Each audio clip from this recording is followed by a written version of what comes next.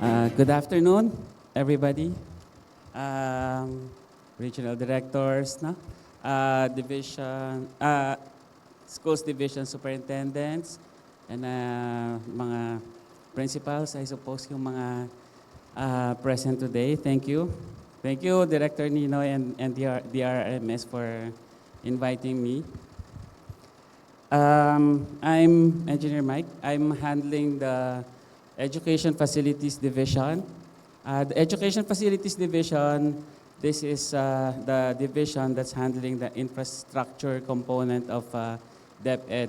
So basically, the construction of new classrooms all over the Philippines. We know yung backlog naman natin sa DepEd, di ba? 165,443 classrooms. So we're the division in charge of, spending and using yung Basic Education Facilities Fund, which is around 85 billion, and 57 billion of that will be allocated to new construction. We also have portion of that would be allocated also to repair, around 7.7 billion. So anyway.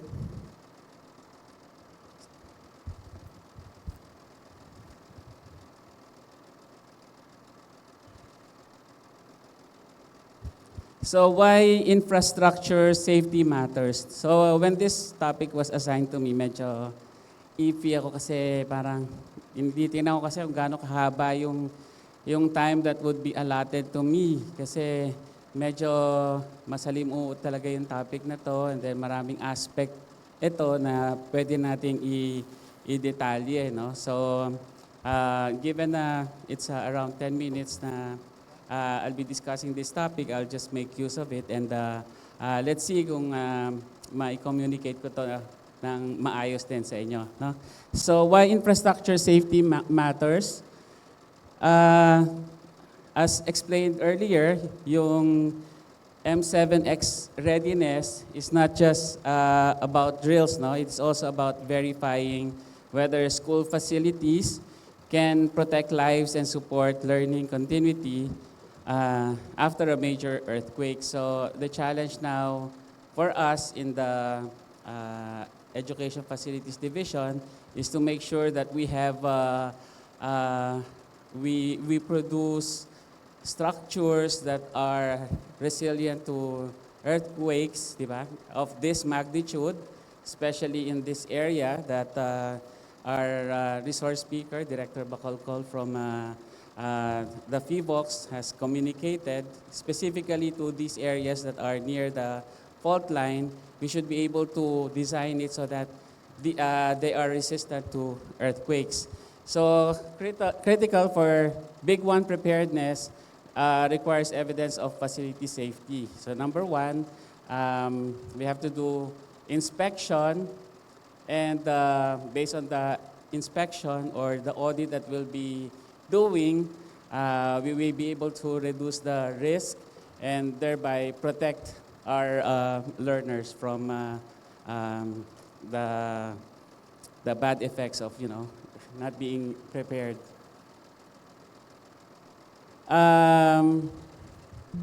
So yung certification requirement means that the school can show evidence of facility safety readiness. Actually, this was explained already a while ago. No?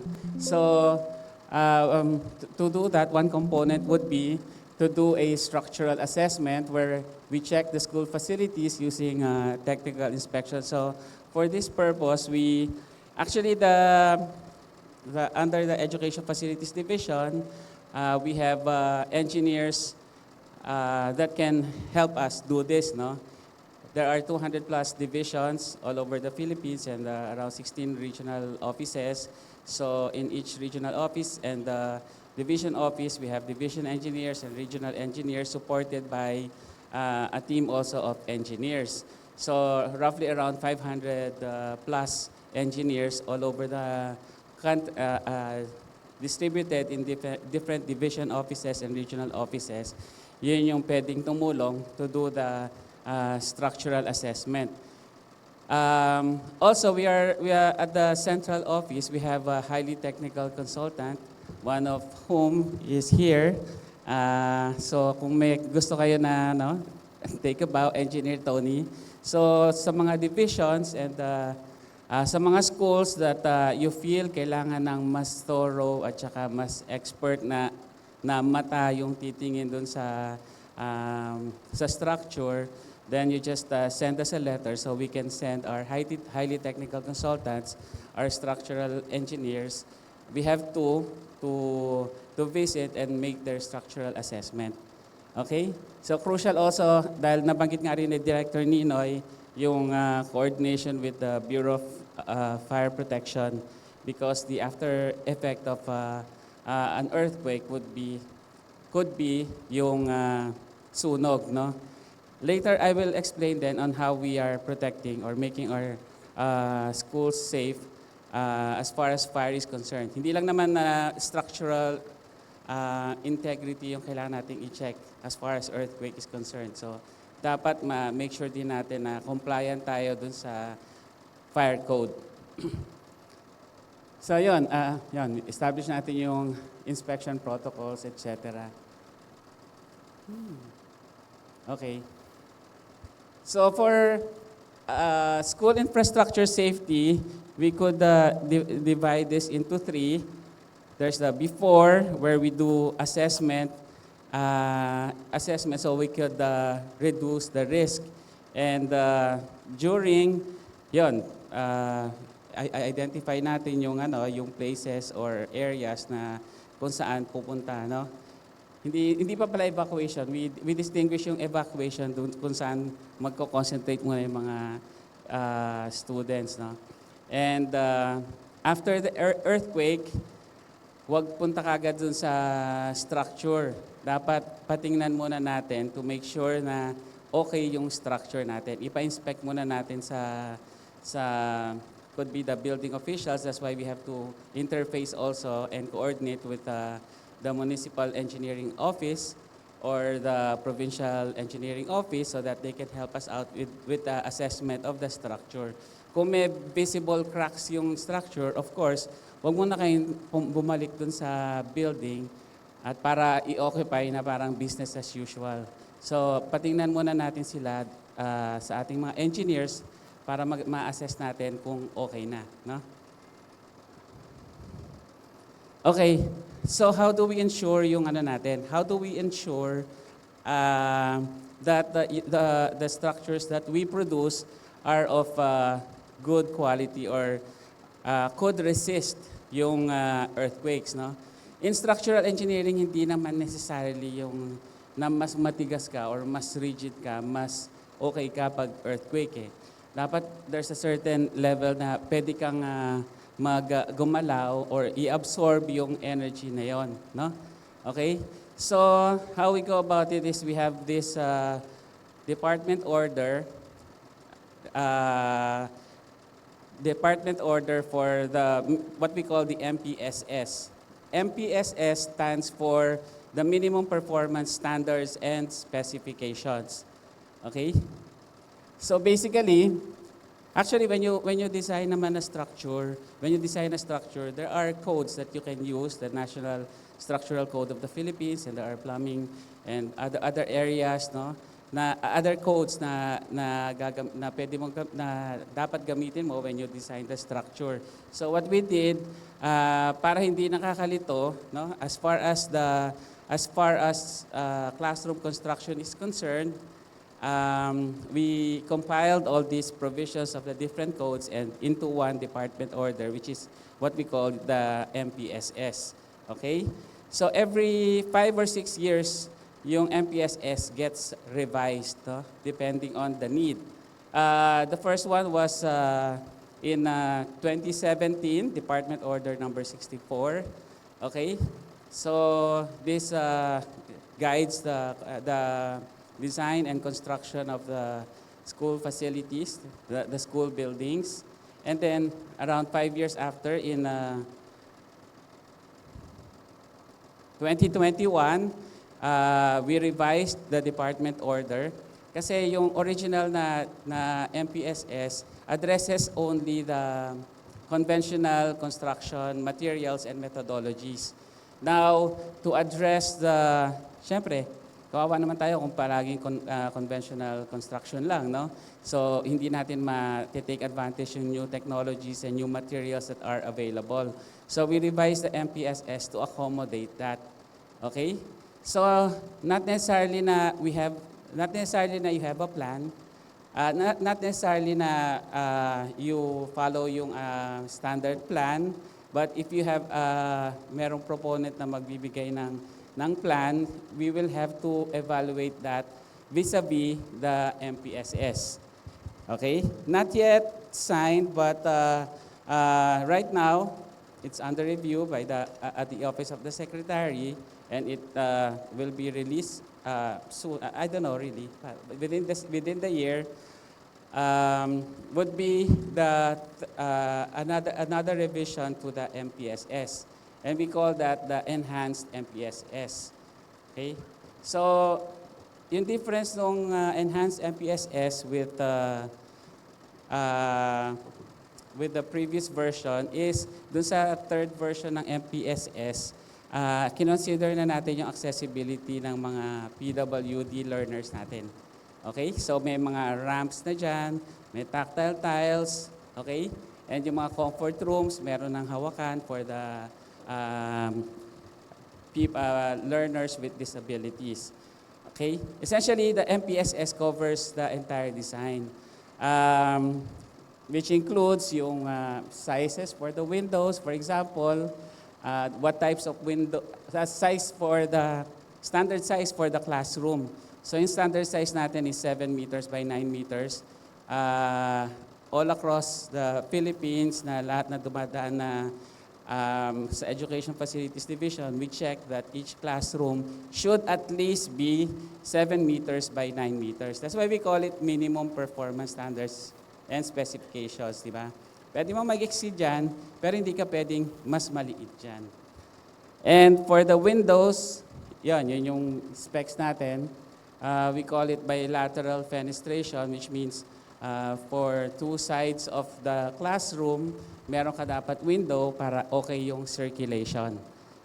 Okay? The doors, pansin nyo naman lahat ng mga classroom natin, must have 2 doors para pag mag-evacuate in case na whether there's a fire or earthquake, mas madali at hindi mag-stampede sa isang door lang. That's why may provision tayo na at the very least 2 doors yung ipo-provide per classroom. Okay? And yung fire exit, yung exits natin, compliant tayo dun sa fire code na it has to be a certain distance away.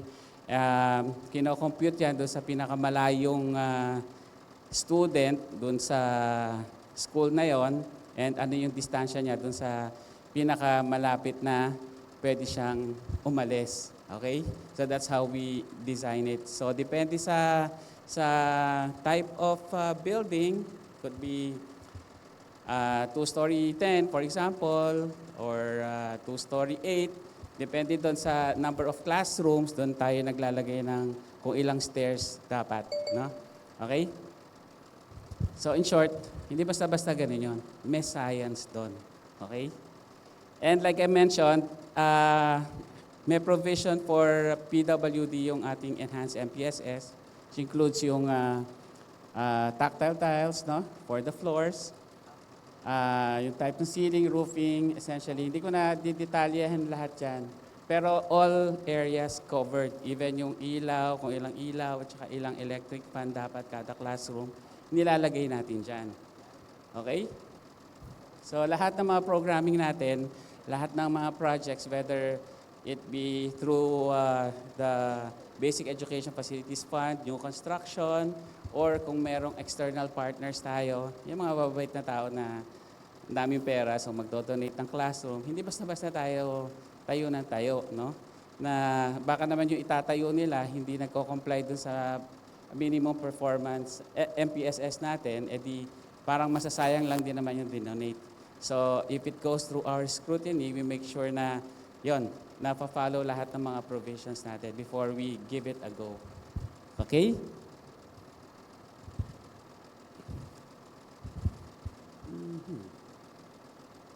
Ayun, everything covered, lahat ng kung ilang doors, paano nagsaswing out ba yan, palabas o paloob, ini-specify natin doon, no?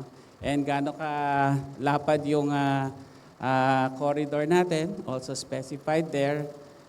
The type of window, the type of flooring, and the chalkboard specified in the MPSS.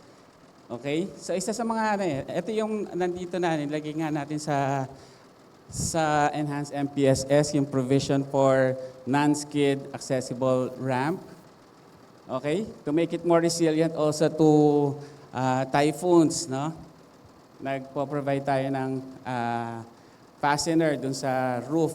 Kaya pansinin yung mga eskwelahan sa mga dulo, merong mga parang angle bar na naka-screw. Okay? Kasi yun yung part ng roof na pinakamadali na matuklap eh. So para ma-prevent yun, lalagyan natin siya ng fasteners. And isang feature nung ating yung standard building design natin are what we call the parapet walls, okay, on the roofing part. Okay. The idea is parang yung roof natin pinoprotectionan natin by putting the parapet wall para hindi siya madaling matuklap pagka hinahangin. Okay? Yun yung protection natin dyan. Kasi kapag nagtuklapan yan, di ba, hassle talaga kasi i-repair eh. Especially kung yung school ay last mile school, no? So everybody familiar naman with the last mile school. These are schools that are located in geographically isolated, disadvantaged areas. Sometimes conflict-afflicted areas. So napakalayo niyan. Pagka may natuklap na isang yero dyan, imagine kung saan sila bibili ng yero. Napakalayo, di ba? So ang hirap i-repair. So kapag nagpo-program tayo ng school sa last mile school, we make sure na it's resilient para hindi siya maging prone to, na kakailanganin ng repair kapag merong mga typhoons and other calamities. Okay? So, and fire code compliant, whether wet or dry yung standpipe, pina-follow natin yon. Okay? And wash facility, especially after the COVID pandemic, nagkaroon ng parang na-boost yung yung effort na dapat merong wash facility yung mga schools. Okay. Yung specifications noon and standards for that are also in the MPSS. Okay, as far as structural safety and seismic readiness is concerned, so what we want to make sure is yung design natin, number one, it should be compliant with the National Structural Code of the Philippines or the NSCP. Okay? Depende kung saan nakalagay yan, kung ano yung loads na kailangan mong ilagay doon sa structural analysis model, yun yung nilalagay natin na load for that. And depending on the location on the map, yung vulnerability niya sa earthquake, ipina-factor in natin doon. Okay? So, compliance sa National Structural Code at saka syempre, kung yun yung load mo, kung ano yung required number of required na reinforcement bars and kung gaano ka kapal yung concrete mo, yeah, we follow that, of course. And ductile detailing also is very crucial kasi, like I said, hindi dapat sobrang stiff yung structure mo. Kailangan medyo, kasi masyadong stiff ka, mas prone ka pa to, getting damaged, being damaged. So it has to be able to absorb some of the seismic energy, the energy that is generated para parang ma-dissipate niya yon. Okay, so that's what we call ductile detailing. So it's in the reinforcement that we do, how we reinforce the structure and to make it more resistant to seismic loads or earthquakes. Proper configuration, safe foundation.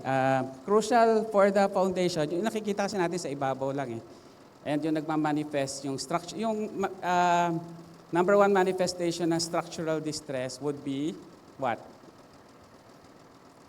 Ano yung number one manifestation ng structural distress? it will be the cracks, no? Pagka may crack, not necessarily magpapanik kayo, no? Huwag kayong magpanik naman. Depende kasi kung nasaan yung cracks na yan. If the cracks are on the partition walls or the hollow blocks, probably depende syempre. Don't quote me on this. Pero kapag non-structural yung member na yan, like yung mga walls, less dapat yung panic level mo pag ganon. Of course, you'll have to have it checked, pero pag walls, not so much. But kung yung mga nagka-crack are what we call the structural elements, which includes yung columns and beams and slabs. Columns, poste, beam, biga, no? Slab, floor slab, hindi okay lang yan. Kasi if it's on grade, meaning nakapatong sa ground. But if it's a suspended slab, okay, yung second floor na slab, yun ang medyo delikado at kailangan ipa-check. Okay? So, I mean, we cannot really expect the school the school heads or even the teachers na alam nila to.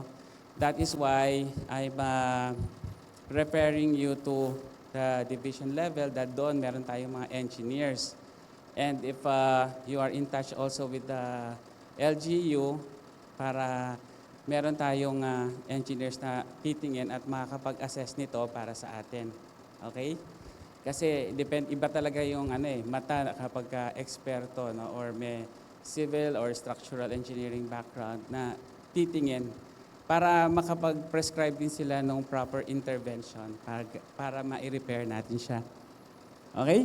Safe foundation, yun nga. Kasi yun yung nakita natin sa ibabaw, yung sa ilalim, kailangan maayos din yung foundation natin. Kasi kapag hindi maayos, siyempre yung substructure mo or yung foundation, yayari ka dyan. Pwede rin gumuho yung structure mo. No? So, to do that, kaya minamandate na natin ngayon, yung mga kinoconstruct natin ng mga buildings, especially pagka two-story siya, two-story and up, we mandate na meron siyang soil test. Okay? Sabihin niyo, two floors naman eh. Yung bahay ko, ginawa ko nga, 2 floors. Di mo na ako nag-soil test, buhay pa, di ba? Pero hindi, para nasa safe side tayo, nire-require na natin yan na mag-soil test, no? Kasi hindi rin natin alam kasi baka meron siyang sinkhole sa ilalim. We don't know that, di ba? So kapag ka-soil test, doon natin malalaman kapag may sinkhole. Alam mo, parang may malaking butas sa ilalim.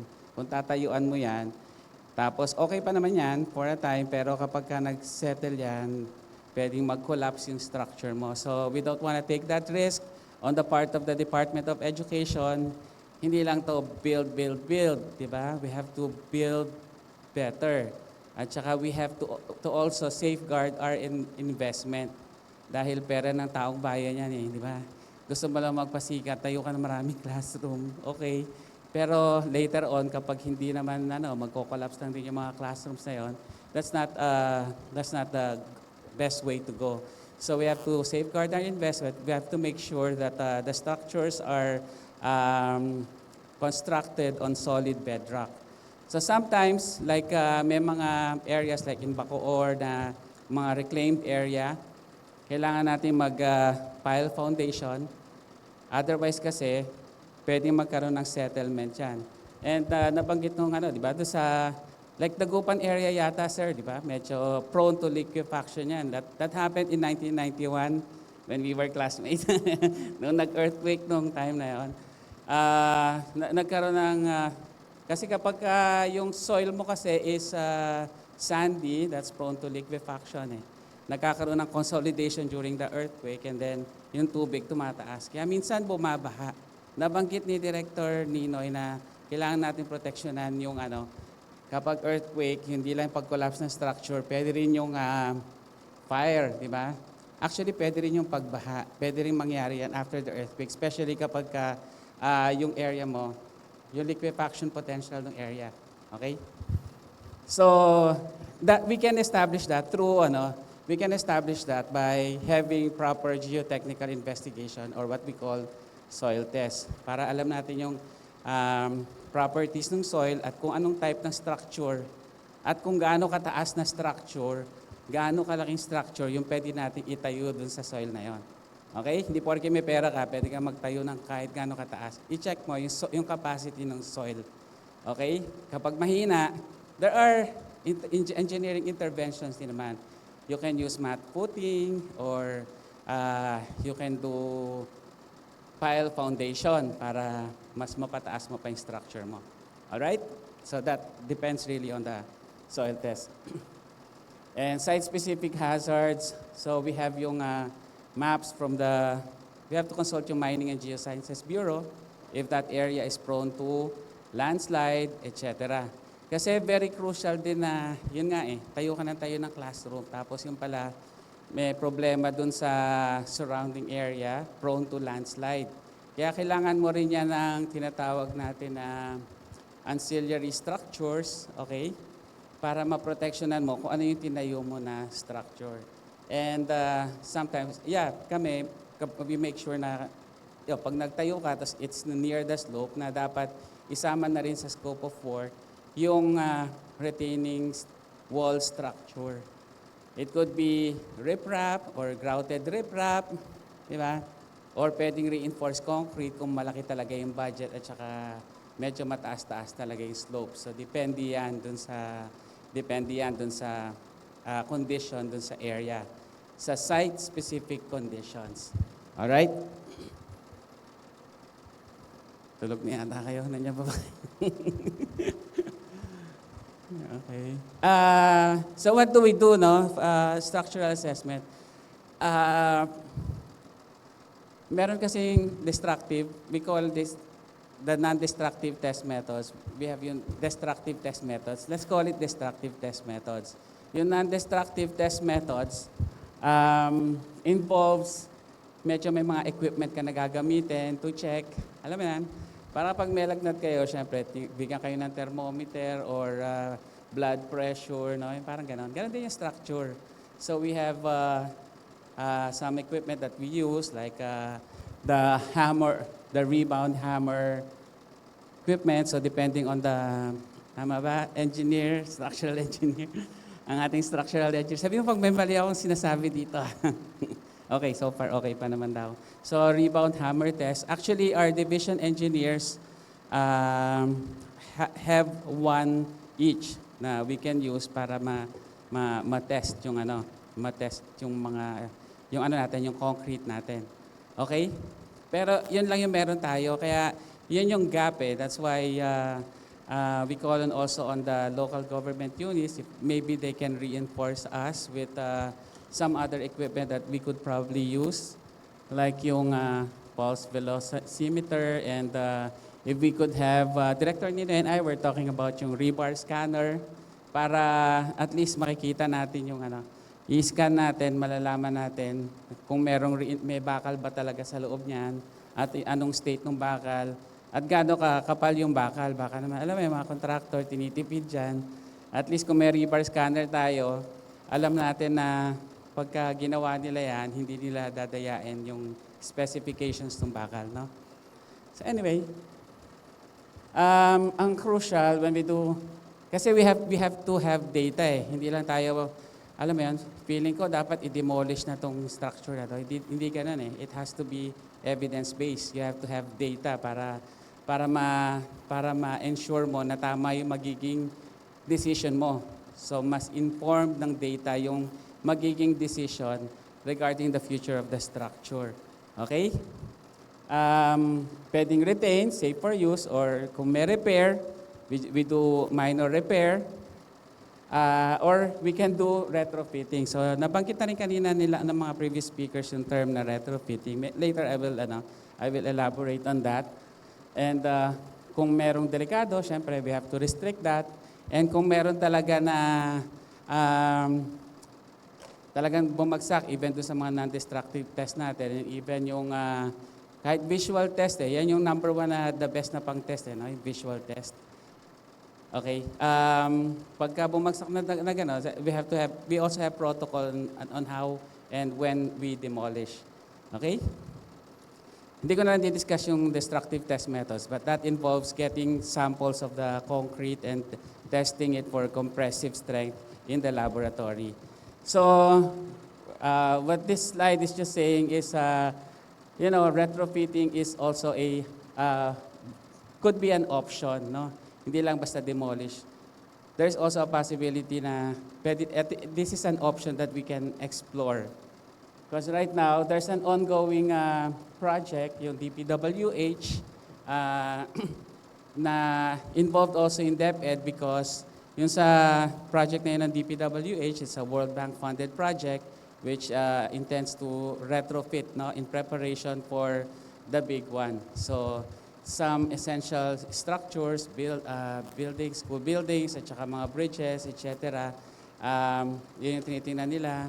And right now, they're doing plans. And after makakuha ng consultant to do the structural and detailed architectural engineering design plans, the plans for the intervention, then ipoprocure yon para ma-retrofit. And good thing about it, kaya lang nabanggit ko yung project na yon, is kasama yung DepEd doon. Around 425 public school buildings and health facilities yung covered ng project na yon. Alright? So yun, nabanggit ko kanina yung demolition. So yung demolition, hindi lang basta-basta na trip mo or kailangan merong protocol tayo on how we do demolition. So number one, syempre magti-trigger niyan would be the school head who will initiate na we need someone to check on our facility, our structures. No? So it could be immediately they could tap yung division engineers sa division offices. The engineers probably can visit them and to make an assessment. And kung medyo kailangan na yata ito ng mas matinding investigation and mukhang i-demolish na, it has to be the office of the building official. So the LGU will be the one to condemn the structure and recommend it for demolition. Right? Okay. So, yon.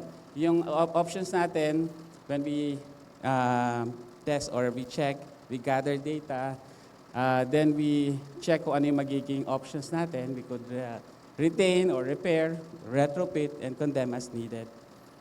Okay? So, matindi yung yung nakita naman natin yung stats, yung pwedeng mangyari. So, something like this involves the participation of a lot of stakeholders. Number one, yung schools, no?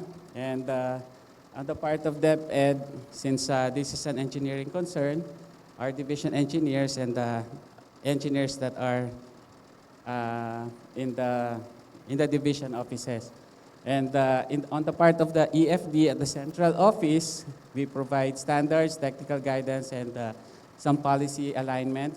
On the part of the LGU, in case there will be demolition, they should be the one to initiate that. No? And the Bureau of Fire Protection to make sure for the fire. Siyempre, pag bago naman namin to i-turn over yung mga school buildings, we make sure that it's visited by the BFP. No? Master? Okay? And siyempre, our technical partner pa rin, the DPWH, to give us some guidance also. And I'll probably skip this part.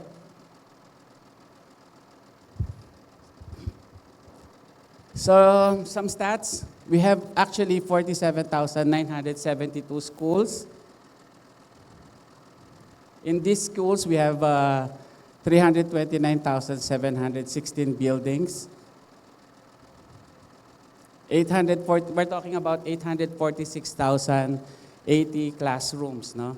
But we have one goal through this initiative, which is to provide a safe learning environment for our learners, no, for the students.